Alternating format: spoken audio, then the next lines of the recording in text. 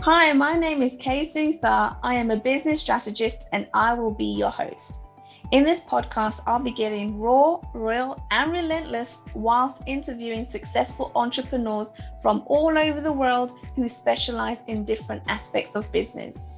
We'll cover the 5 main pillars of business, which are sales, marketing, finance, operations, and leadership, but not forgetting mindset, live and digital events, plus much, much more.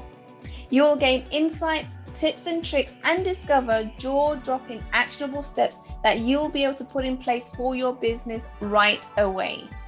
Hey everyone, welcome back to Uncensored Society podcast. I have an amazing guest for you today. In fact, today's guest, he took an accidental kitchen table startup with zero investment all the way through to sale and to PLC.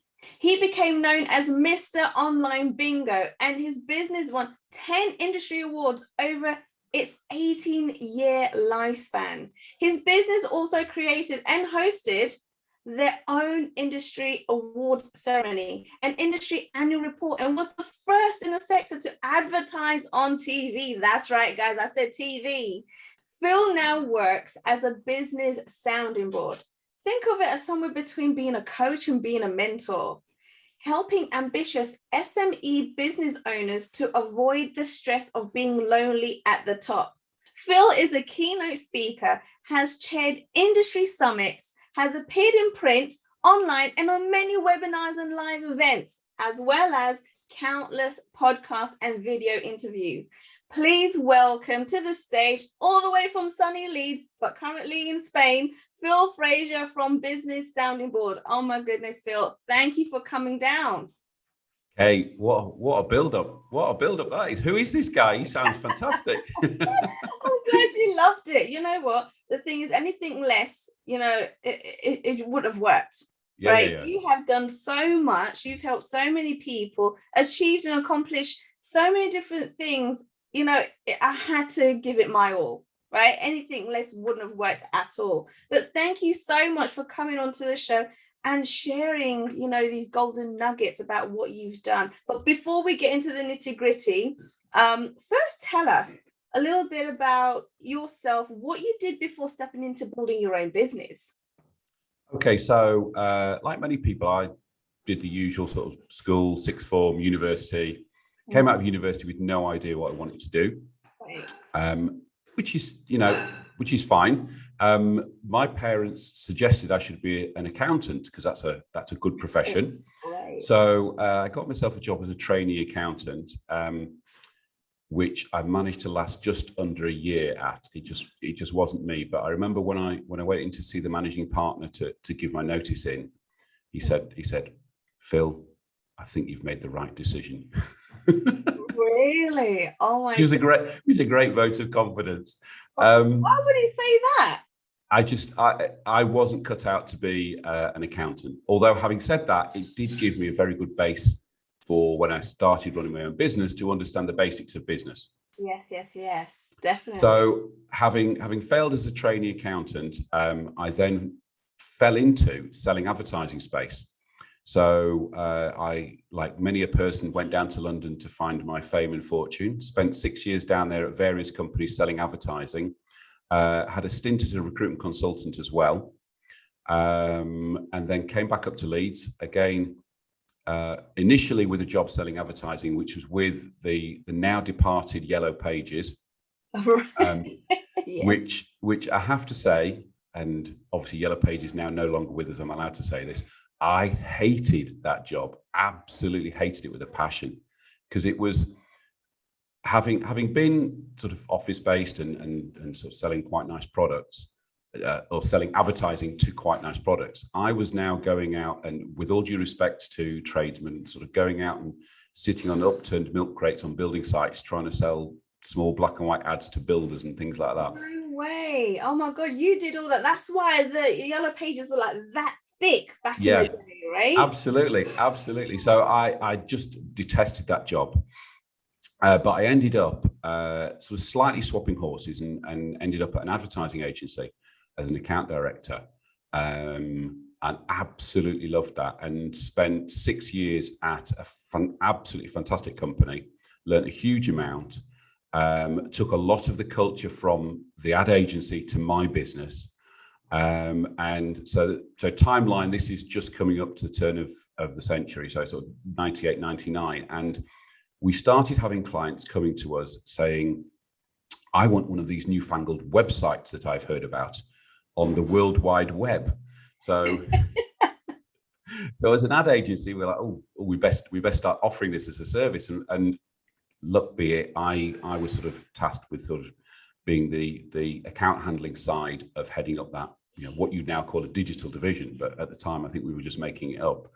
And after six and a half years at the ad agency, when you're in a service environment like an ad agency, you put ideas in front of clients and you go, well, you can either have this one, or this one. Which one do you want? And from an account handler's point of view, it doesn't make any difference to my job which ad you go with. So I'd actually got to the point where I thought, I want to be the decision maker. Yes. I want to go client side. Yeah. And this new internet thing looks like it might have a future. Maybe just a little. It might have a future. So I tell you what, I'd like to go client side on something internet based, but unsure as to whether the internet might have a future. I thought I'll try and go with a sort of a big safe company. So I ended up at William Hill, the bookies, because their head office was in Leeds, and I was recruited to launch their first ever online casino. Oh wow! So that is the precursor to launching my own business. So you didn't do much then, just a little. No. And it's interesting actually, because I now often I'll go into schools and sixth forms and speak to them about careers and things like that. Oh, wow. And I'll explain that story to them and say, look, and you remember when you were at school and the teachers used to say to you, what do you want to do?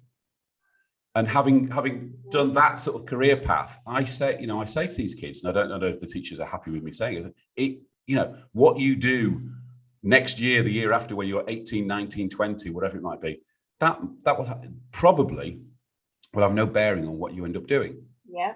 And, I'm proof of that, because I didn't launch my business till I was 32. Right. And do you know what? It's funny that you say that, because when I was younger, I had no idea what I wanted to be either when I was older. And everyone around you thinks, okay, that's strange. Like, you need to get your shit together if you don't know what you want to be when you're older, And in fact, there's nothing wrong with it. Nothing wrong with it. We're all put on this journey to figure out what our passion is. And therefore, you got to go on that journey to figure that out. And so I was going to say, and all those things I learned over that journey, for each of those different jobs that I did, I picked something up that then rolled into what I eventually did. Right. Yeah. So they were all skills that were leading up to building your own business. Correct. Right. Awesome.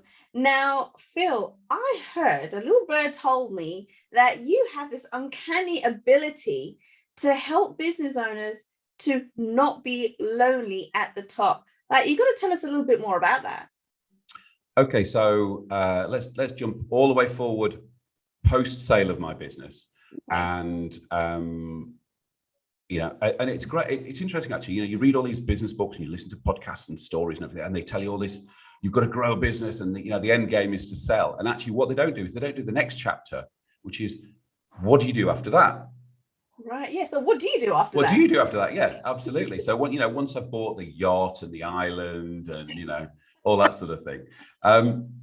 So I'd sold and was sort of kicking around deciding what to do. And what happened was, a number of friends and contacts that I've got who have businesses came to me just to bounce things around with. I've got this issue, I've got this problem, I'm thinking of selling. What does selling look like?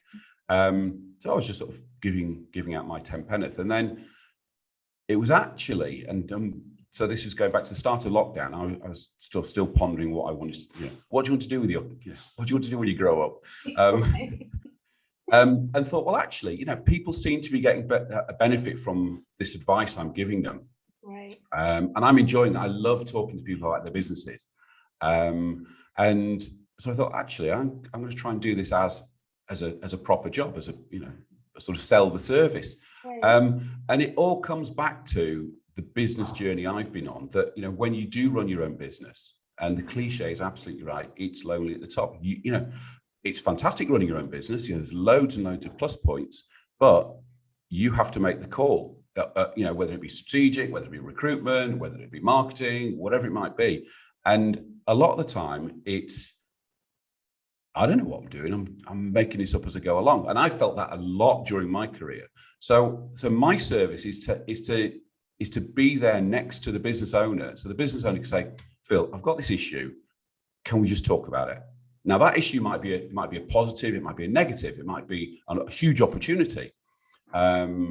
It might be something like, and I've had this with clients who said, well, I've got 3 fantastic ideas as to which way to go. Can I just chuck them around with you and sort of decide, trying to sort out myself which way to go? Right. And often, you know, you have things sort of spinning around in your head, and it doesn't become real until you vocalize it. It sort of, as you're saying it, it sort of grows into something real. Right. And often clients will sit with me and go, just listen. And you know, and they'll talk through it. And as they're talking through it, they'll go, no, that's crap, isn't it? And then go down another line and go, actually, that's quite good. And all I'm doing is sort of prodding and poking. I'm just going, have you thought about that? Why? The classic business question, why'd you do it like that? Well, we've always done it like that, or we did it like that in my old business. And somebody looking from the outside in can look at it and go, that's daft. You know, why are you doing it that way? Why didn't you do it this way? Or we had that situation and this is how it played out with us. So all of those issues you have as a business owner that are rolling around in your head, and you know, perhaps you might speak to your wife or your husband, or you might speak to a business friend, you know, a friend who's got business about it. Right. Until you've actually got somebody who, and it's important, who is totally independent, who doesn't have a dog in the race. So. And I've got a friend who's also a business coach, and he uses the phrase, you know, somebody has to tell you your baby is ugly. Right. You know, somebody has to say that's a shit idea, or you know, take it to the nth degree. Your business isn't going anywhere. It's going down the pan. Stop now. Now, you know, your wife or your husband isn't going to say that, because they're going to go, oh, shit, what are we going to do? Your sales manager isn't going to say that. Your friend who's also got a business, they might advise you and help you, but I don't think they're going to go, do you know what, Kay? Your business is shit, shut it down and go and get a job. You know, they're not going to say that. Somebody totally independent, as I say, a business sounding board like me, can do that, because I'm totally independent. And do you know what? I totally understand that, because I have a mentor and I do exactly that. And it's funny because when I first got the mentor, and I was like, I've got all these ideas. And I'm like, telling him all these ideas. And he goes, but what about X, Y, and Z? I'm like, oh, I haven't thought about that. And correct. Like, next idea. And I'm like, oh, yeah, this is going to happen. And we're going to do this and blah, blah, blah. And he's like, well, have you thought about this? You know? And I'm like, and it got me so frustrated, because I was like, one of these days, you're going to love my ideas. They're all brilliant ideas until you tell somebody about them. Right. I've had them. Don't worry, I've had them. But the thing is, it gets you thinking, and it helps you with the next idea, right? Because you didn't think about what the X, Y, and Z was at this point, but now you're going to think about it at the next point. So they just get better and better. And then it took about a year, right? That my mentor finally loved my ideas, right? We got them rolling, and I'm like, thank God for that. But it took all these different perspectives from my mentor before I came down to a really good idea that's actually going to work, right? Yep. So we totally need, you know, a sounding board just like yourself, definitely. So I want to touch up on, just going back a little bit, you mentioned that you created the business accidentally at a kitchen table. Tell us a little bit about that. How did that happen? Okay, so let's go back to William Hill. So as I said, I was tasked with launching their online casino, the first ever online casino that they had. Yeah. And while I was there, we came across the concept of online bingo. Okay. So I did a presentation to the board as to, you know, what the market looked like, whether we should do it, all that sort of stuff. They decided at the time not to do it.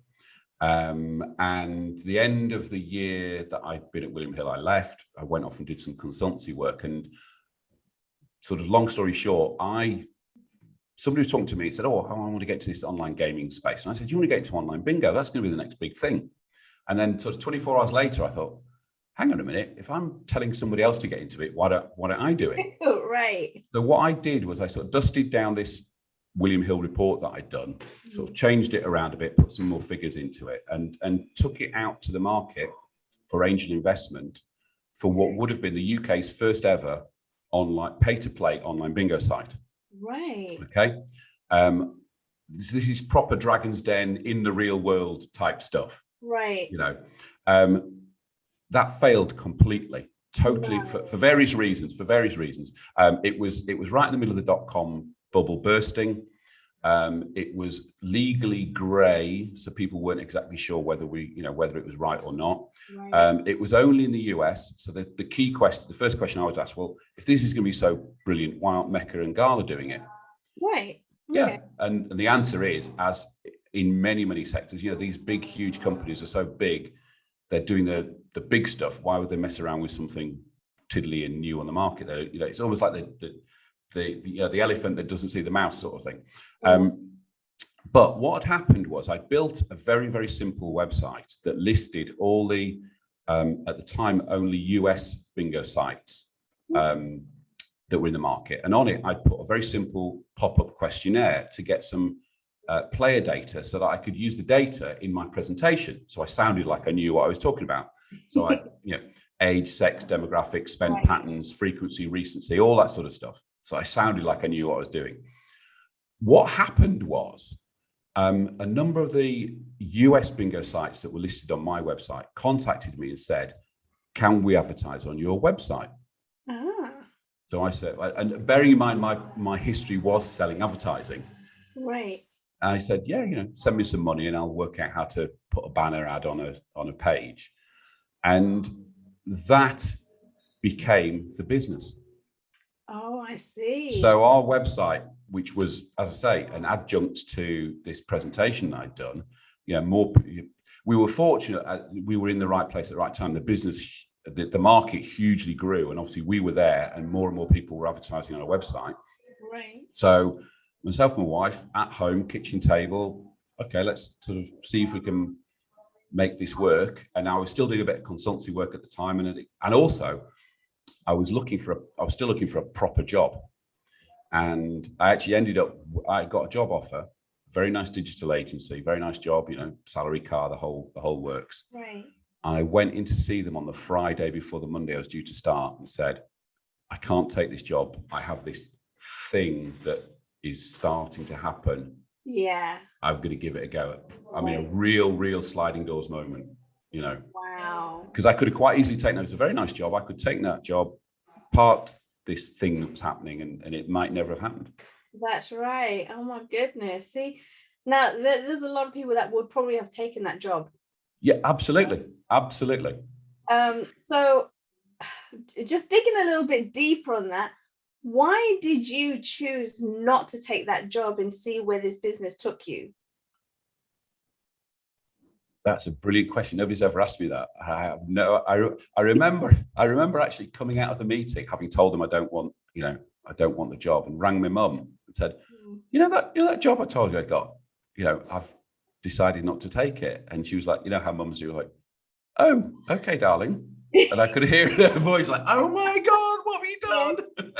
I've been there. Yeah. Oh my God. Yeah, I had 2 young kids at the time. What the hell are you talking about? I think looking back, there were a couple of things. One was, obviously it was new and exciting and it was happening. So I thought, all right, let's roll with it. And I think there was something in the back of my mind, which was, do you know what? If it doesn't work, I'll back myself to get another job a bit further down the line. Right. If I give it sort of, and I don't think I sort of proactively thought this, but I think subconsciously it was like, let's give it 6 months. And if it doesn't work, I'll go and get another job. Right. So there was that sort of safety net. And I think that in a lot of situations, when you think about it, and it's something I talk about a lot now, is what's the worst that could happen? Exactly. All right. I mean, obviously, financially, there's lots of really, really terrible things that happen, but, within reason, okay, we get to the point where I think, right, I've got to get a job. Yeah, definitely. Like, you got to give things are going, right? Without knowing or trying it out, you're never really going to know what you're capable of, right? Or what will transpire from it. And you just never know. You have to give it a go. That's what I believe anyway. And that's the thing. If it doesn't work out, then you can go find a job. Well, we can figure it out. We have those choices. At the end of the day, you do have those choices, and you can make those choices. It's not end and beyond, it's not over kind of thing. And so, yeah, definitely. I love that. And so tell me this, Phil, what actually qualifies you as an expert? Like, did you have to go and get qualifications to do this? Like, what qualifies you? I think what qualifies me, as if we talk about being a business sounding board, is been there, done that, and got the battle scars. I've done the waking up at 3:00 at night going, oh my god, how am I going to sort this problem out? Oh wow. I've done the working at weekends, the working at night. Going back to when we first started, when we did take holidays, if they were abroad, the first thing I had to do was check whether they had an internet cafe, because I'd obviously have to continue working. So I think there are lots and lots of business coaches out there, and some of them will just buy a franchise, no names. Some of them will read a couple of books and claim to be a business coach. But I position myself as simply somebody who's slightly further down the business road and the business journey than my clients, and it really is been there, done that, got the t-shirt.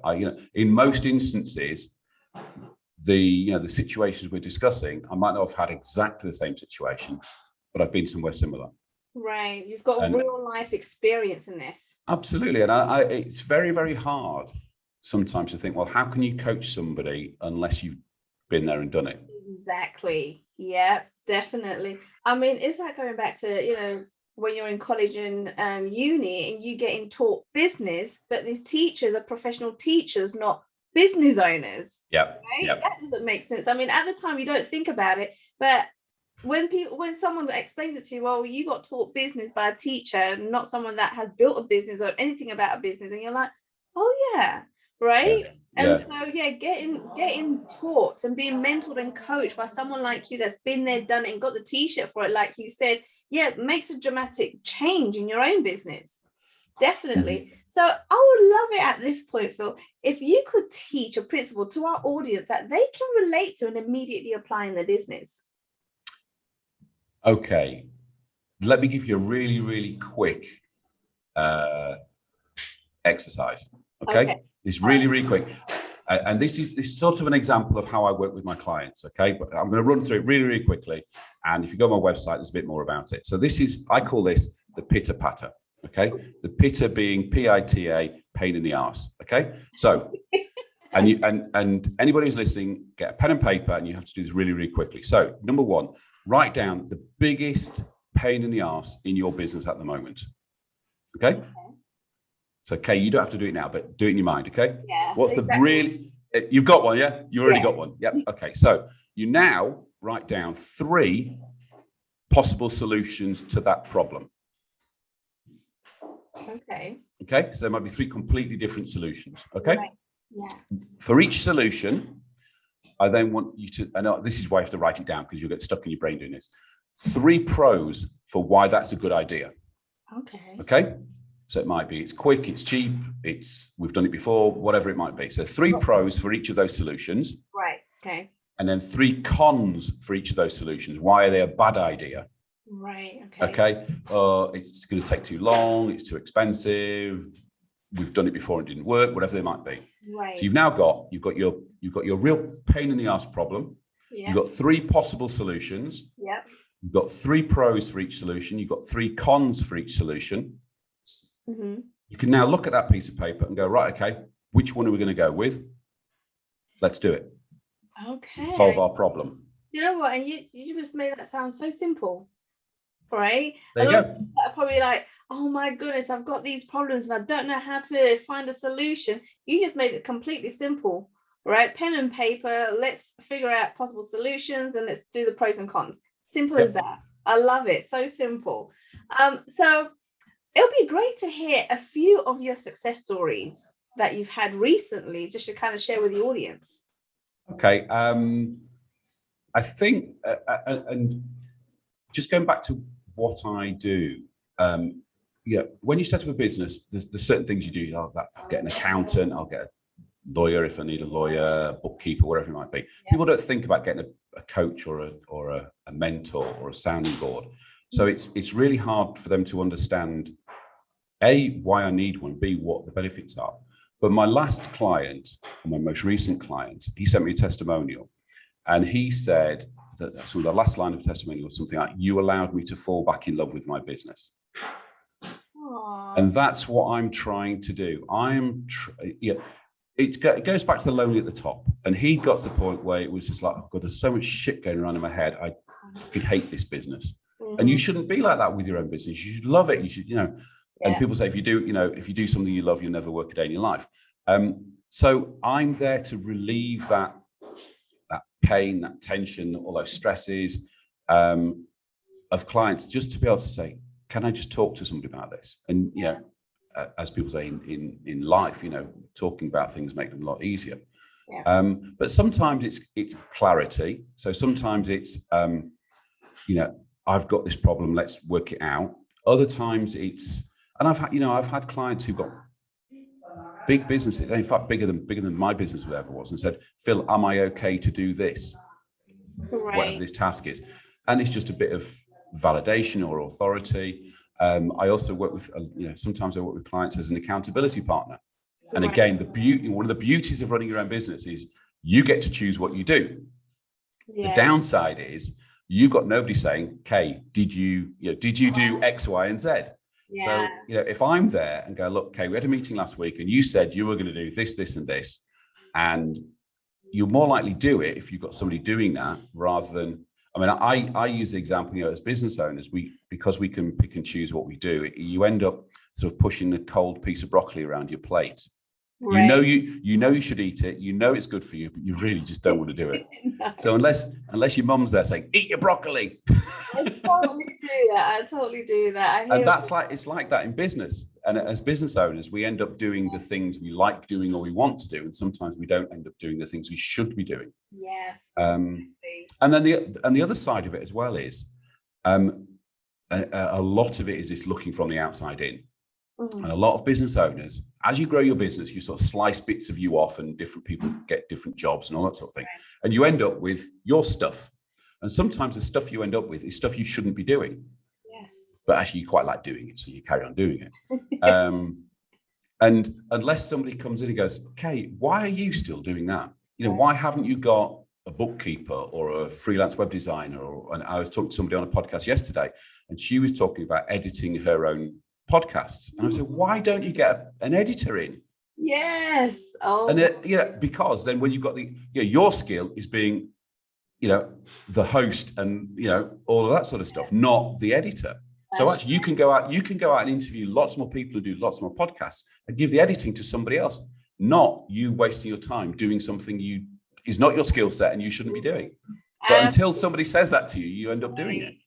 Yes, that's so true. And that's so funny because I totally, from the very beginning, I've outsourced my editing. I don't do none of that, none of the show notes. I have someone else that does it for me. And in fact, I built my own team and I actually have my own editing podcast services now, which is fantastic. Awesome. Yeah. But yeah, totally. If it's not your skill, you don't need to learn how to do it. Just get someone else to do it. You get back more time for yourself to do what you need to do, definitely. So at this point, I know, Phil, that people are thinking, oh my goodness, how do I get hold of Phil? I need him as my sounding board. So where can people find you? And do you have any additional free support that maybe they can download? Okay, so the best place to find me is my website, which is www.philfraser.co.uk. Don't go to philfraser.com because that's a medieval reenactment costume company. So if you get to a website with lots of bows and arrows and looks like Robin Hood and all that sort of thing, that's not me. So it's .co.uk. There's a big blog section on there which I call Nouse of Fraser. Okay. Do you like that? Nouse of Fraser. I do like that. And all my podcast interviews and stuff like that, and things like the PITA Patter is on there. I have a 5-step strategic tool that I've built called the FFS. Okay.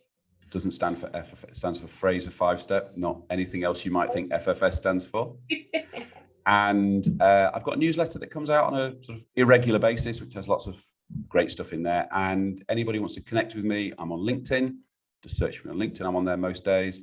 And yeah, happy to talk to or support anybody who's got any issues in business. Amazing. And guys, remember all the links, everything that Phil has just mentioned, there will be in the show notes below. So make sure you scroll down. Phil, it was amazing to have you on here. Thanks for coming on board. So many golden nuggets. I love the sounding board and the service and everything that you provide to people. Amazing. And thanks again for coming onto the show. Pleasure. Thanks for having me, Kay. Thank you for your time and listening to Uncensored Society podcast. All resources mentioned throughout the episode will be added to the show notes, and you'll be able to find them at the bottom as you scroll down. Don't forget to go ahead and subscribe and leave a review in iTunes. Thank you once again.